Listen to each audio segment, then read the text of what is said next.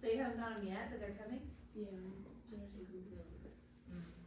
It happens. Alexa. I got one too. Jack in the back? I got flight school. You got one? Flight school. So you're gonna learn how to be a pilot? Yeah. Alright. That's the most Jack thing I've ever heard. Like helicopter pilot or like Commercial pilot. plane? That just Yeah. Like makes so much commercial sense. pilots, they like. Is the goal. Okay, so instead of driving to reach conference, you just fly us. Yeah. Yep. I got you. It's like so much. It's a bus. Pastor also flies us there. Because he goes like 90. No, I'm kidding. What? Caitlin, what'd you get? Caitlin, what'd you get? I got a new flash for my camera, subtle plug. Oh, that's exciting. Anybody else get something that they really love and are thankful for? A new phone. I got new brushes, makeup brushes. My husband got them for me. I got money. I was very excited about it because my daughters like to play with mine and they break mine. So I need a new one. And Jana also got me a hair clip. Will took her out shopping and she picked out things that she thought I would like. So cute. It was a really good job. And Pastor Will got to go to his first Bengals game. That's what he got for Christmas. I'm gonna give you one. You would fill out a date for me, and then your name, and then just pass it along. Oh, and I'm gonna go ahead and announce that Martin Luther King Jr. Day, we are going to be going snow tubing again. So we're going to Valley's Edge, and we eat ahead of time, let you guys know how much to bring and everything else. Just for classes, Okay. like flip use. Martin Luther King Jr. Day. It's January something. It's a Monday. You should go to Subway. Fill it out, and then. We're going to Valley's Edge, snow tubing. And we go for like 2 hours. It is super fun. Make sure you dress warm. Bring those little hand warmers. They're very nice. I can't live without them. Any other announcements? Yeah, Carrie has one. Okay, I come do. on up, Carrie. Come on up, Carrie! Everybody say hi, Carrie! My name's Carrie. I'm kidding. I'm not going to give you my story. Alright, so those that just heard Marshall, for those that don't know that are newer with the church, we are a huge advocate for youth serving in the church in different capacities. The point is, if you turn 18 and you've never served a day in your life, now you're kicked out of youth group, where do you fit and what do you do, right? So we are a huge advocate that God uses people like David at 15, Mary at 13. So we encourage you guys to be involved in something. With that being said, APES, one of those lovely little personality surveys, that should let you know kind of some of your current giftings. You fill out the back, turn it back into Pastor Will, you get a free t-shirt. And I want it. Whether you Yeah, get he a free wants it t-shirt or too. not, I want this filled Yeah. out. I So wanna QR plug you guys code, in. you'll fill it in, and so on.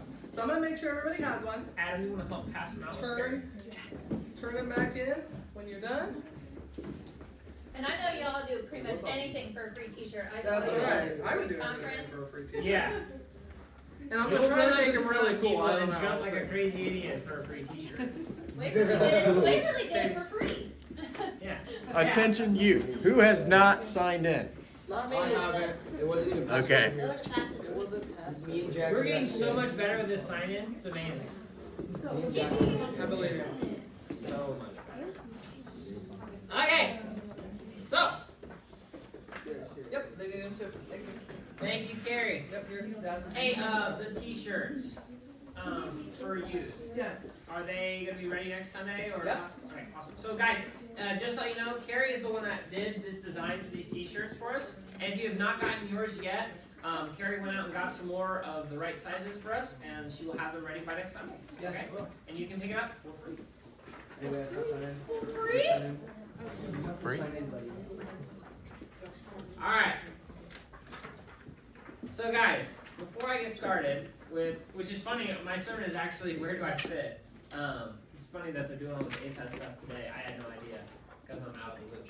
But you know, my concept and idea behind this was I don't want anybody to feel not a part going into 2024. With a smaller youth group, it's easier. I know you guys by name, well, at least most of you. You know, it gets difficult when there's sets of twins and things of that nature. Anyway, but the point is, like, I want you guys to know that you have purpose, value, and worth in things beyond just the youth group, okay? And in the youth group, I want you to feel that you're a part of the youth group, and not just, oh, I mean, I go, but nobody really includes me, I'm not really a part of anything. And so, we do have some activities today for you guys to kind of plug in and feel a part. I want you guys to engage with one another in the youth group and on a higher level in the church, just to take on that role, that responsibility of, hey, I bring value to where I'm at. But before I do, who likes a video? I do. My man, Brady. Come on. Adam, love you. Alright, so I have a video for you guys. Some of you may have seen it before, some of you may not.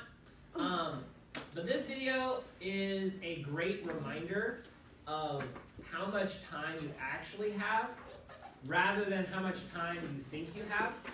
And I've shown this video for some of you before, but if you haven't seen it, I hope you guys enjoy it. So, if someone can hit the lights for me.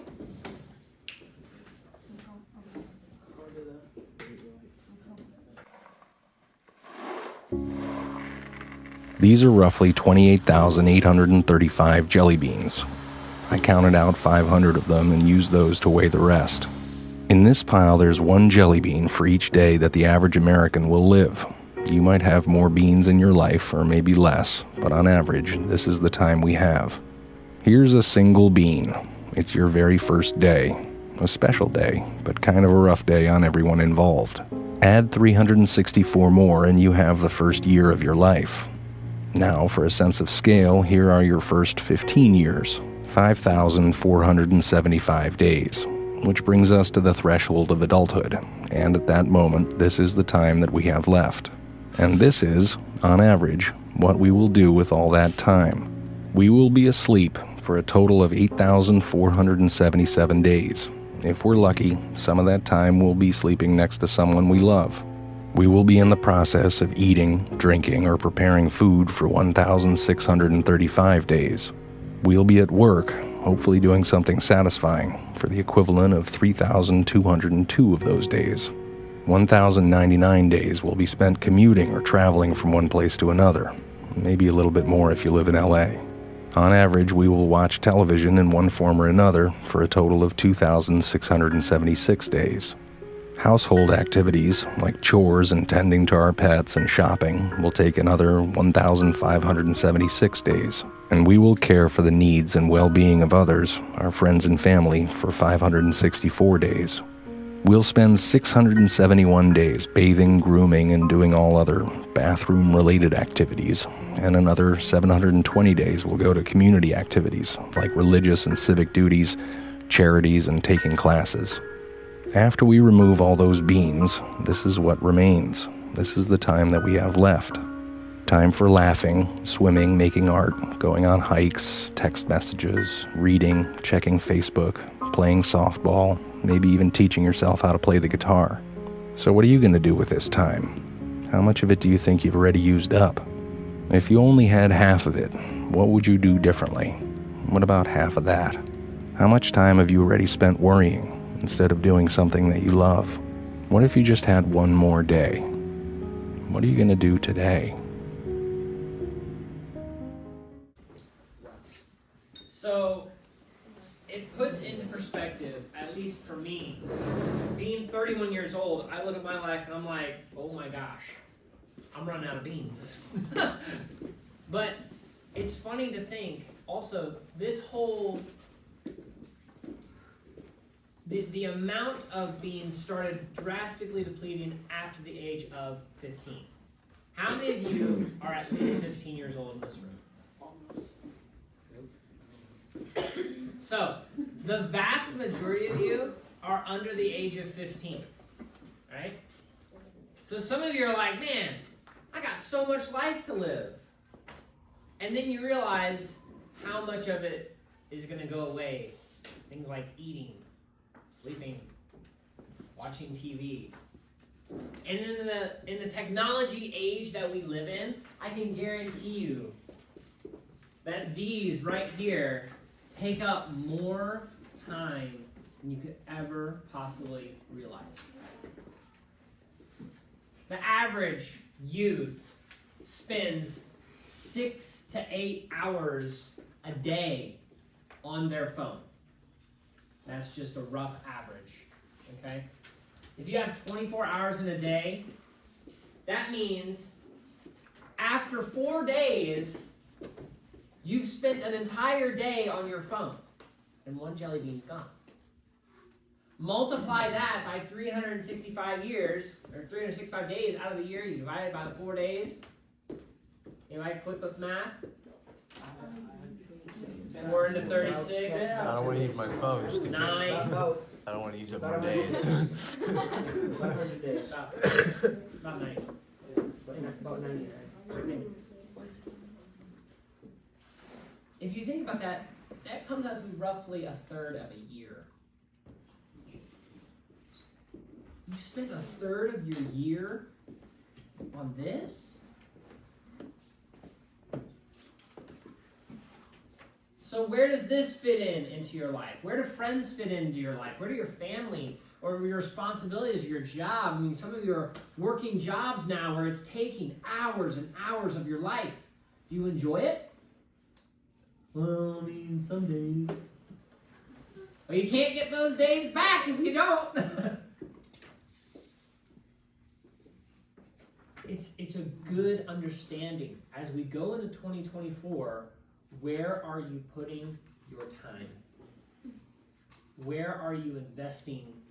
Where are you storing up treasures? It says in the scripture, store up yourselves treasures in heaven where moth and rust do not destroy, right?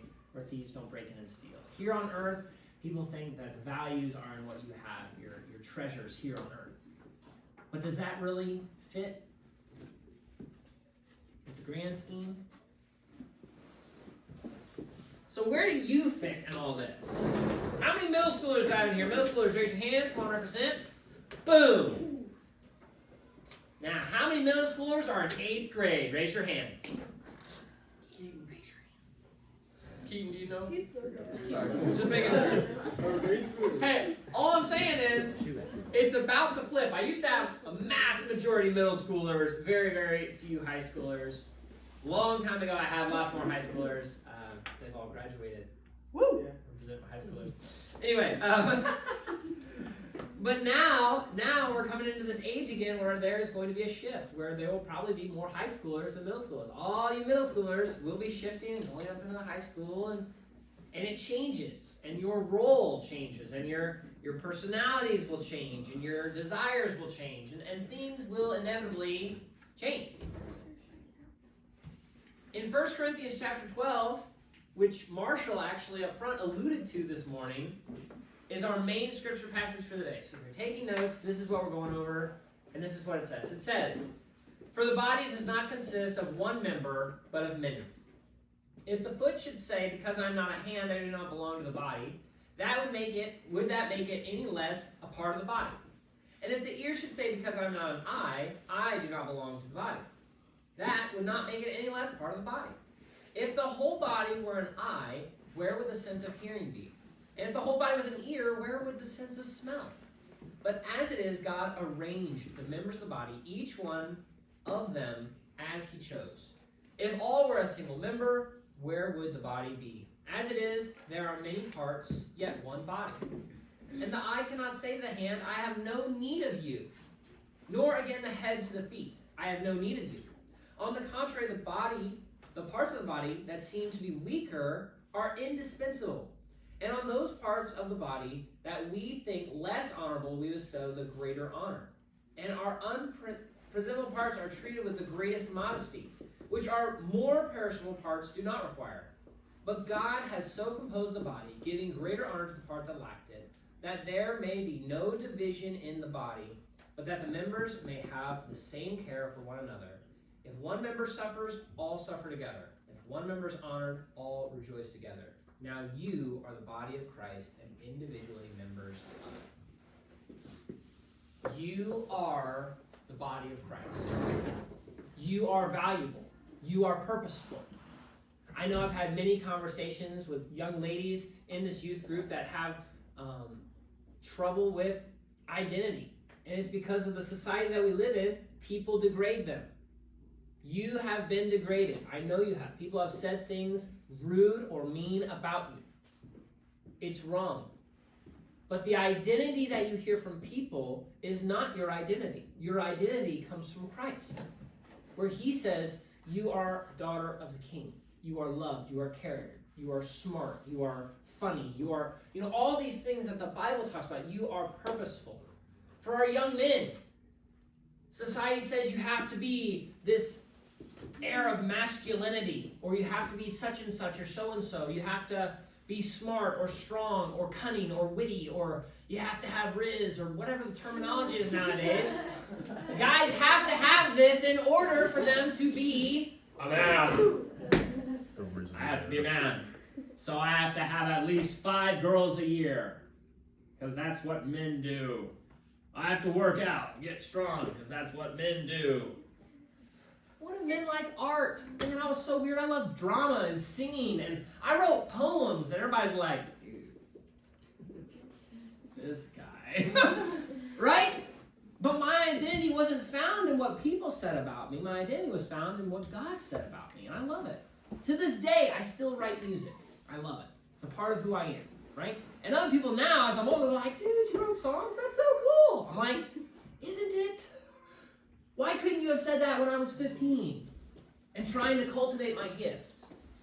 Instead, society said, that is so girly. And as a young man, I think, man, I need to go join a sports team or work out in the gym, or, I need to talk bad about this person in order to make myself feel good. Manly. Right? But that's because culture and society has got things flipped. They've got things so backwards.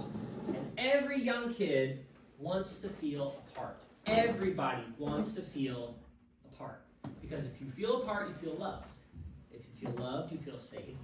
If you feel safe, you feel, all these things join together, right? Everyone is important. Say, I'm important. No. Say, I'm important. I'm important. And I'm different. And I'm different. I don't care how similar you may be to someone, right? You are different. And it's a good thing. I don't want carbon copies. I don't want someone that's just like, oh yeah, I could get the same thing out of you that I can get out of you. Exactly the same. Because that makes me think, if you're not here, it's no worries, because I have a carbon copy right here. It makes people feel like, if I'm not there, I won't be missed. Nobody will care. Nobody will miss me, because I don't really fit. Or there's another piece that probably fits better than I do. Who says? There's these puzzles. Anybody like to do puzzles? Oh man, you guys are crazy. My wife loves puzzles, right? But there's a puzzle out there that my wife is like, nope. And it's because pieces all fit together perfectly. But they don't all go in those places perfectly. Exactly. So go with this. Those of you puzzle people understand, all right? Say that you have a piece and you put it in and it fits perfectly. The colors line, the angles line, and it's like, boom, that piece has to go there, right? And then you have another piece, and you're like, and you take that piece that fit perfectly, mind you, fit perfectly, you take it out, and you put this other piece in there, and it fits perfectly. The colors line, the angles line, and you're like, what? And then you see another piece, and you pick it up, and it fits perfectly. Lines, colors, everything. Now you're like, okay, I've got 3 potential pieces. Only one of them goes there, but they all fit. How am I supposed to make this puzzle? It's so frustrating. But at the end of it, if the puzzle is completed, those pieces are in the exact place they need to be. Not the pieces that could go there, but the piece that should go there. Big difference. Listen to me, guys. There are a lot of places that you could fit into. but there is only one place that you were designed for. Okay? Society will say, why don't you fit here? Why don't you fit there? Oh, you're this or you're that. You could do this. You could do that. Well, sure you could, but is that where you were designed to be? Is that where God has called you to be? If it's not, it won't finish the picture. You won't be satisfied. You'll be like, this is just frustrating. But you fit perfectly. Yeah, but it's not where I'm supposed to be. It's not where I'm supposed to be. My dad went through this very thing, okay? My dad was a maintenance manager at a common land for years and years and years and years. We lived in Georgia. He was part of National Land. He was making 6 figures, and this was like a long time ago. He was doing great, climbing the corporate ladder, but I never saw him. I was about 4 or 5 years old, and my dad would work 7 days a week. He would get up and leave to go to work before I got up, and he would come home after I went to bed. There were times where I would go 3-4 days without seeing my dad. He was just gone. And so one time my sister said, I'm going to stay up all night and I'm going to see Dad. My sister is 13 months older than me. And I'm like, whatever. You know, I'm 5. What do I do? But I remember my sister, and she's doing this. She sits on the wall and she goes. She does this for 12 hours. So that when Dad gets up to go to work at 5 in the morning, she's up and can see Dad and go to work with Dad. Dad sees her that morning. Now this is what my mom told me because I'm asleep. But she says that when Bill came out, my dad's saying he came out and he saw her and he started crying. He said, I can't take you to work. She's crying. Why not? I stayed up, I'm here. And he's like, I can't take you to work, sweetheart. Gave her a hug, leaves. My mom puts my sister down. She's out. She's asleep. She's crying to sleep. But I said, I'm never doing that again. He quit. That week, I feel that it was so soon after that. My dad quit the job. We moved to Ohio. And things changed, right? Because he's like, this is a piece that I was in. I was providing for my family. I had financial stability, but it wasn't right. You understand? It wasn't right. And so Dad started working in Ohio. He worked at another lemon factory, and he's like, it's still not right. And so Dad takes the whole family, now this is the end of my 8th grade year, and we moved to Ripley, Ohio. And I'm over here like, you gotta be kidding me. I'm about to be in the prime of middle school. 8th grade year, I'm gonna be the top of the whole shebang, right? I went to CLC in Dayton, literally right down the street, and I ruled that youth group, man. Me and some friends, we were the upper echelon. Felt so good. And we moved to a town of 2,000 people in the whole town. There was as many people in that town as there was at the church, okay? So like, big culture shock, right? I lived in a double wide trailer where I could stretch end to end and touch both walls in my room. The only fit was a bed, right? And I was like, what are you doing? And my dad's like, this is where we need to be. I'm gonna be a pastor. And I'm like, what have you done? I had no friends, right? I was homeschooled. Now, my room's terrible, right? We're in a town where literally there's nothing to do. Or at least it felt that way. I'm like, and you're telling me God said this is the place? And my dad's like, this is the place. And I'm like, you gotta be missing something. I'm praying to God, I'm like, God, he's gotta be missing something, right? Years later, I end up going to the high school there in Ripley. First time going to public school. And I meet this terribly scrawny brunette at a fair after she throws up on me. And she becomes my wife. First time we met. Swinging ship at the Brown County Fair. Throws up all over me. My brand new shoes, everything. I have a fit on. Oh man. As high school, I was like, this is ridiculous. Right? And then we celebrate 11 years married last year. Right? And so in that moment, I'm like, Dad, I don't know what you're doing. This piece don't fit. But he's like, man, this is where it's at. A family of 4, we lived on $400 a week. My dad drained his life savings. He had nothing left. And he said to me later, he's like, if for nothing else, for you to find Stacy, and for now when you have 2 grandchildren, it was all worth it. It was all worth it. The piece fit.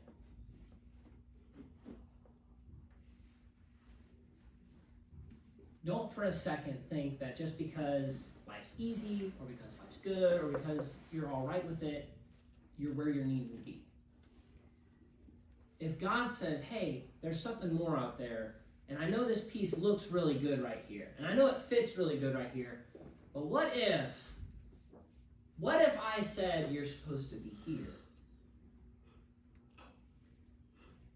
Because there's something in the future that needs to come about, and I need you to be here in order for that to happen. What would that look like? Some of you as young men and women think, I could never fit here. You have to be crazy to think that my piece goes here. I'm not smart enough.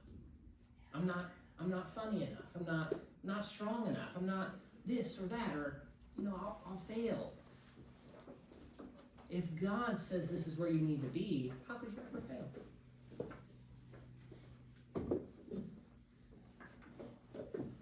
It was a real reality check for me when I thought about where I'm supposed to fit. What are my gifts? These APES tests, you look at these and you're like, man, these are for adults. This is for, what is this word, apostle? Teacher? Come on, man, I barely listen to my teachers. What are you talking about? Amen. Some of you barely listen to me on a Sunday morning. But this is for you.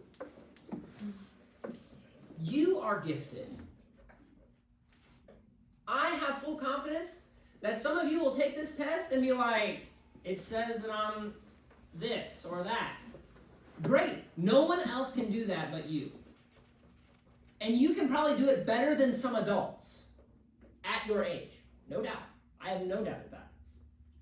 And the reason being is because adults are like, oh, no, this is how it's supposed to be. Blah, blah, blah, blah. They're stuck in their ways. They can't change. Kids, you're kind of moldable still, a little bit pliable. And when you're around someone that says, hey, it's okay if you fail, go for it. Then, now I've just given you full freedom to try it. Try and fail. I don't care. I want you to try. When you have freedom to do that now, you're like, cool, what if I tried this? What if I tried that? What if we got this or that? Great! See how it works. Wow, that tanked really bad. No worries. Try something new. When thinking about where you fit, it's usually people will gravitate to what they're good at. You all know, well, I'm kind of better at this than I'm at that. Great. You have an understanding of who you are, but there's also an understanding of, well, I could grow in this. Nobody's just waking up and be like, I'm going to stand in front of people and speak, because I am a fantastic public speaker. No, I am not. Years and years and years later, I'm like, yeah, I can do this. Why? 'Cause I don't care what you guys think about me. It's a great feeling. Honestly, because I don't worry about failing. I don't worry about you guys thinking I'm relevant or cool or not cool. Or it means that much to me. That's why I can say words like Riz up here, and everybody's like, ooh, cringe. I'm like, so? Everybody heard what I said, right? But at one point, I needed someone to come up to me and say, hey, Will, I want you to get up, and I want you to pray for the students before service. And I'm like, Pastor Scott, you're crazy. Got like 100 kids in here. What if I say Jesus and I say it wrong? And he looks at me and he goes, okay. Jesus. Oh, Lord Jesus. Jesus. No, like, seriously. He's like, I don't care. Are you willing to do it? I said, yeah, I'm willing. He's like, good, go do it. He wanted to know if I was willing to do it. I'm willing. Go fail for Jesus. That's where it started. The reasons for why you are the way you are. What circumstances or reasons has shaped you into the person you are? Everybody has a different story. Everybody has a different background. Everybody's like, hey, your circumstances are not mine. Where you've been is not where I've been. Your family situation, not my family situation. Right? But that's shaped you into who you are. That's shaped who you want to be. You see things or you've seen things and you're like, I don't want it to be that way when I get older. And so you will change that. My family was late to everything. Always. So bad. The Jones family 15 was something that was instilled, that we were 15 minutes late to everything. Everything. I said, never. Stacy, I will never be like this. So me, I'm early. I'm early to everything. Usually ridiculously early. So much so that my wife is like, are you happy? We've got 45 minutes of nothing now. And I look around, I'm like, I sure am. I'm on time. That was important to me. And some of you may never understand, like, that's ridiculous. Well, some of you will look and say, you know what, we had cornmeal mush every third Friday growing up, and I'm never doing that to my kids someday. Well, good. Don't do that. Something will be important enough to you that you'll say, I'm going to change that, right? But it's because of the circumstances that started it, right?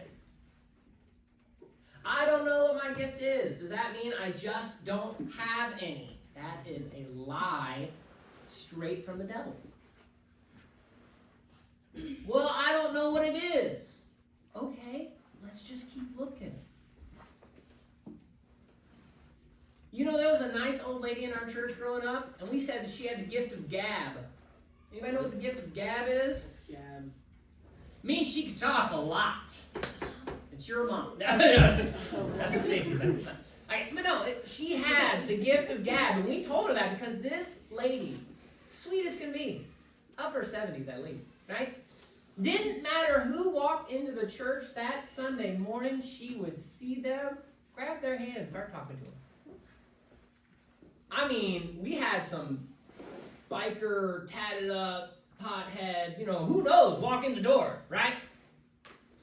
How you doing this morning?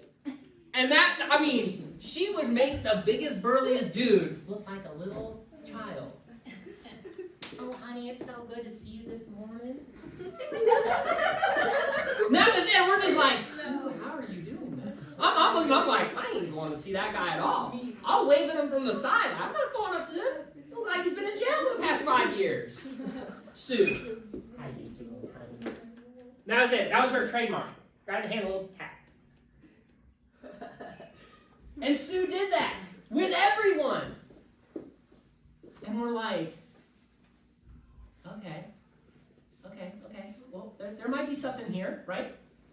And so whenever there was a guest, if Sue didn't know about it, we're like, Sue, there's going to be a guest coming in this morning. She's like, okay. And she gets all excited, right? Because she's going to go make them feel at home.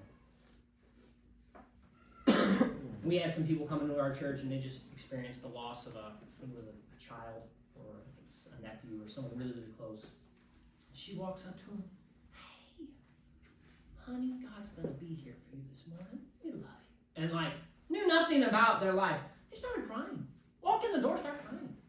And Sue's like, oh, let me get you some coffee and tissue. Just walks them in, sits them down. And we're all like, Sue, do you have any idea what they've been going through? She says, no.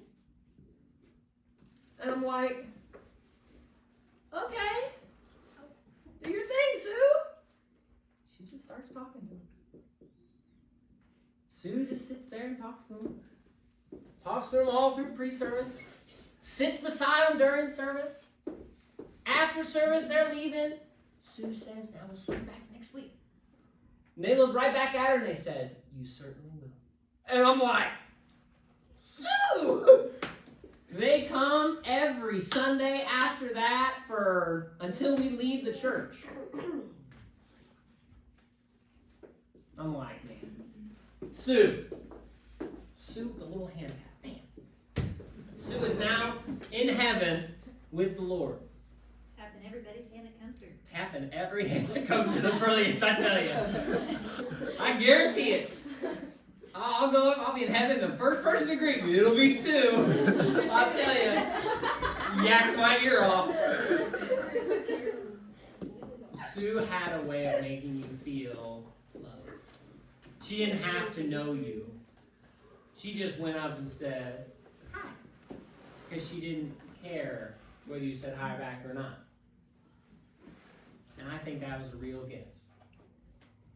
You may have never seen it like that, but we all were like, man, there goes Sue with that gift of gab again. And we loved it. We loved every part of it.